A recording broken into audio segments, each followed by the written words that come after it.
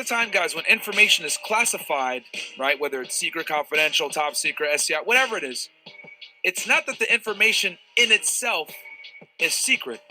Most of the time, not all the time, but most of the time, it's because the way it was gathered reveals techniques and is going to compromise typically some source or some type of asset that we have, because that information is so narrowly given or so hard to come by, or it is so tightly tied to someone that if it gets out, it would immediately divulge who the source is or how it was gathered, which would hurt us. So the methodologies of how it was gathered is what they're trying to protect a lot of times, not the information in and of itself. Okay.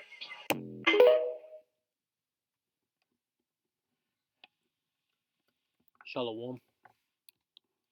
Call Limla Yahweh Bahasham Yahushai Bahasham Rakakwadash. Double honors to the elders and apostles of Great Millstone, who will teach well over the hopeful like the house of David. Sincere shalom to the house of David, the 1/3 that's pushing and tuning into this truth with all truth and sincerity.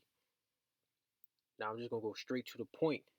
So you see that guy you saw, I think his name is Myron, I believe, from Fresh and Fit, and he used to be a former something dealing with the law enforcement, a detective or something like that. And what he explained is how Esau operates. You see, Esau likes to hide in the shadows with his big toys, his big, his big stick. He hides it until he needs to reveal it, which is a cunning thing to do. This is the book of Psalm 64th chapter, verse 2. Hide me from the secret counsel of the wicked, from the insurrection of the workers of iniquity. So you see, Esau is that secret counsel of the wicked. They're behind closed doors somewhere in who knows, man, a freaking underwater facility. You see, 20,000 square foot underwater facility at a round table thinking of ways to collapse the society, to round up Jake, kill Jake, come after the elect, how to target the elect, come after the elect, get all of Israel, plus collapse society simultaneously, and bring in their MWO and start, putting the Quran inside of people. You see, that's that secret counsel of the wicked, and they're gonna start coming after the hopeful elect very soon. You see what's happening across the world. They're gonna start coming after people that call on the true names, just push the truth to all truth and sincerity, calling Esau out for who he is, for calling Jake out for who he is, and the rest of these heathens. They got us marked. We're marked. It's not something that's a theory. Like, you're for sure marked.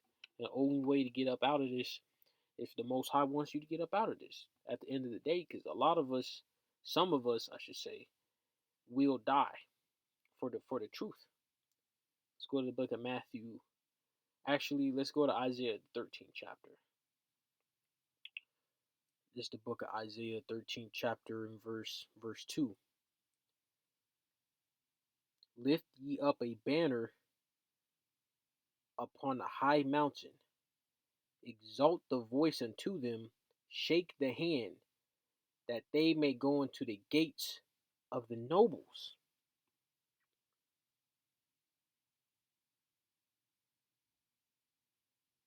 So this truth, and this is talking about Babylon the Great, man, right? Because in verse 1 it says the burden of Babylon, right? And then going on down, it goes into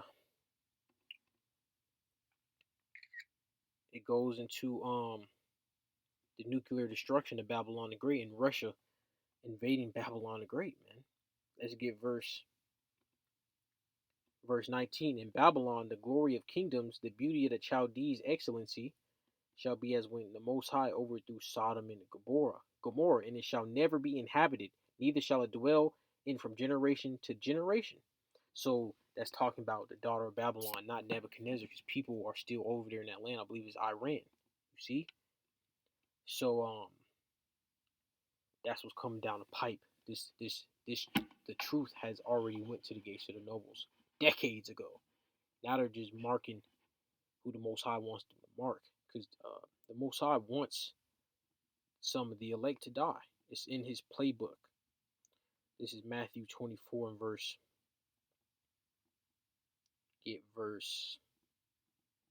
start at verse 7. Verse 9. Then shall they deliver you up to be afflicted and shall kill you. So after all these things that happen, all right, that's mentioned above, which I'm not going to read, you can read yourself, but just to summarize it, all right, race wars, famine, pestilences, earthquakes, right? Then shall they deliver you up to be afflicted and shall kill you, and ye shall be hated of all nations for my name's sake. So the elect are going to be hated of all these heathens, all these races of people are going to hate the Israelite race for not claiming, but taking back their heritage, pretty much. You see, because once we understand who we are, that means they're going into slavery. They don't want to be slaves, man. Who wants to be a slave, man? You see? Can you blame these heathens, man? You can't blame these heathens for not wanting to play their role.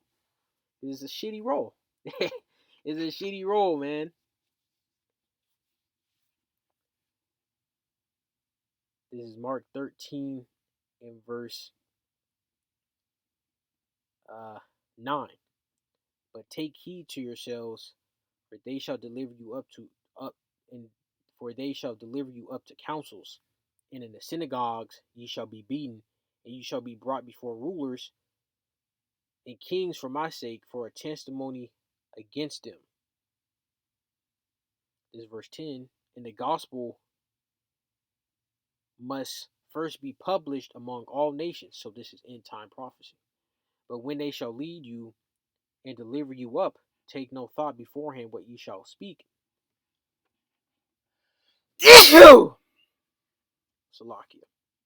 Neither do you premeditate, but whatsoever shall be given you in that hour, that speak ye, for it is not you that speak, but the Ruach HaKodesh. So the Most High gonna have the Elohim come down and encode an inscription for you to read off of, pretty much, man. So all this that's coming is not. It may not seem like it's a walk in the park, right? But having that faith will allow you to persevere through, that straight gate, because it's not going to be a walk in the park. It's going to be difficult, but the elect are built for these times, are built to go against Esau and the rest of these heathens and all their devices that they're going to use against the whole entire world. Let's get 2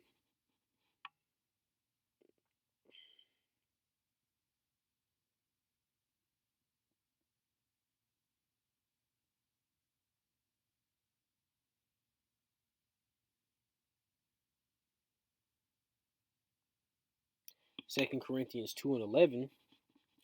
Lest Satan should get an advantage of us, for we are not ignorant of his devices. You see? Let's go into that word devices. Get a better understanding in the concordance. All right, devices. What does it mean? A mental perception, thought, an evil purpose. Right? An evil purpose. Intellect, disposition. Didn't the Most High say Esau is wiser than Daniel? And Daniel was a very, very wise Israelite, man. Ezekiel 28 and 3, behold, thou art wiser than Daniel. There is no secret that they can hide from thee. You see, Esau understands more than the rest of these heathens understand. You see, because the Most High set him up that way, just so he can, take him down, and that his downfall will be glorious. Because Esau is that antagonist. And Israel is the protagonist. And these heathens is just the background characters, you know. Let's go to Psalms 116th chapter and verse 15. Precious is in the sight of Yahweh is the death of his saints. Why? Because it takes a lot of faith to persevere through death, man. That's a how do you put it? That shows that shows a strong uh, sense of faith, sense of belief to hold your faith, you know, through death, pain, death, suffering, and death, man. Especially if you get tortured, man, to hold on, to persevere through that, man. That's not an easy task. That's not something uh any person can do. You see. Let's get another verse going into that. This is Revelations 2:10. Fear none of those things which thou shalt suffer. Behold, the devil shall cast some of you into prison, that ye may be tried, and ye shall have tribulation 10 days. Not literally talking about 10 days, all right? Be thou faithful unto death, and I will give thee a crown of life. So when we go into the 10 days, it just means completion, man. A complete number of times, all right? Be thou faithful unto death, and I will give thee a crown of life. That's why, the Most High takes, likes to see the saints put to death, man. Now let's go into that word saints, so you get a good understanding of what a saint means, because the saints is only Israelites, man, and the Elohim, right? The Elohim are saints too, man, because the Elohim are brethren of the Israelites, right? Like the Elohim said themselves. I'll get that too. Let's go into that word saints in the Hebrew, and it means apartness, sacredness, holiness of the Most High, right? Set apartness, separateness. So the Most High deals with separation. You see. Now let's go into. Let's get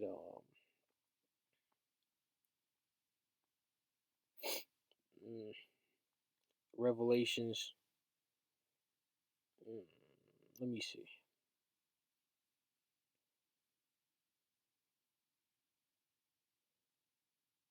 This is Revelations 19:10. I'm gonna scroll up a little bit more.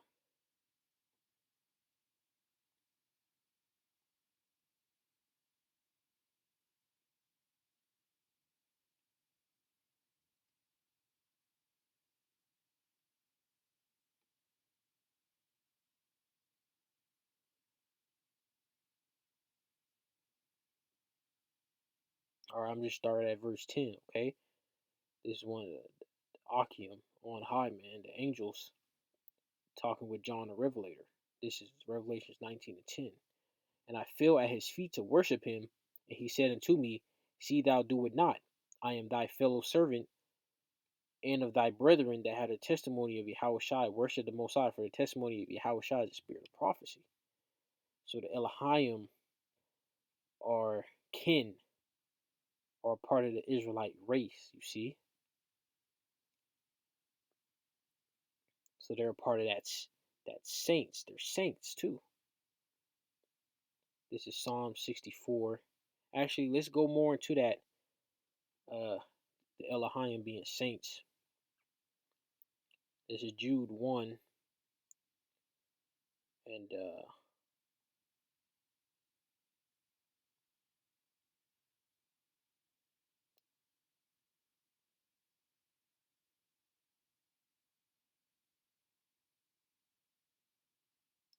14. And Enoch also, the seventh from Adam, prophesied of these, saying, Behold, the Lord cometh with 10,000s of his saints. So that's going to be Israelites, Elohim, right?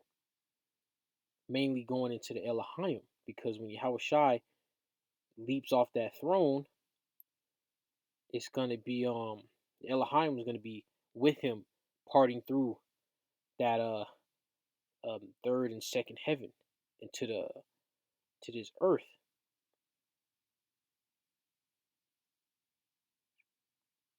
Now let's go to Psalms 64 and verse 4. That they may shoot in secret at the perfect. Who are the perfect? The Israelites. Suddenly do they shoot at him and fear not. Why do they shoot, attack Israel and fear not? Because they see that we have no power, no form of protection. But guess what? Esau has been put in a trick bag this whole time. He thinks he's was gonna walk all over Israel, control the earth, walk over the earth, and it was just gonna be all fine and dandy. He's gonna spread his wickedness, and it's gonna be all good. It's gonna be gravy. It's gonna be gravy, right? He didn't know. He didn't know these prophecies, and now these prophecies coming out.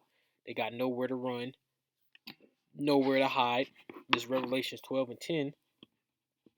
And I heard a loud voice saying in heaven, now is come salvation and strength and the kingdom of our power and the power of his anointed, right? Mashiach. For the accuser of our brethren is cast down, which accused them before our power day and night. Esau, the so-called white man, is that accuser. And he cannot run, he can't hide. He just gonna have to show his horns and get put down like a rabid dog. I'm gonna end this off right here. Jeremiah 49:10. But I have made Esau bare, I have uncovered his secret places. He shall not be able to hide himself. His seed is spoiled, and his brethren and his neighbors, and he is not. Shalom.